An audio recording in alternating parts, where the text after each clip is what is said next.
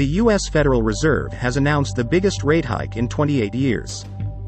Last week, the Fed raised the target for the Fed funds rate by 0.75 of a percentage point, in an effort to tamp down the worst inflation in 40 years.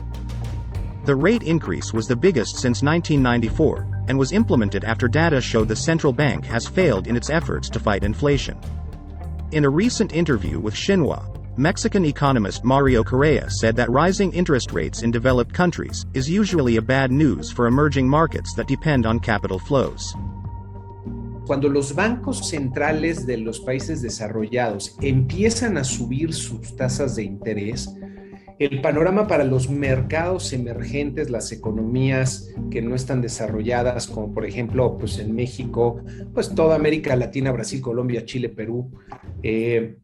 normalmente se enturbia el panorama, se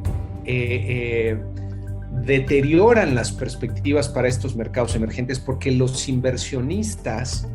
perciben un mayor nivel de riesgo al mismo tiempo que hay mayores rendimientos en los países desarrollados. Entonces, un ciclo de alza en las tasas de los países desarrollados usualmente es mala noticia para los mercados emergentes que dependen de flujos de capital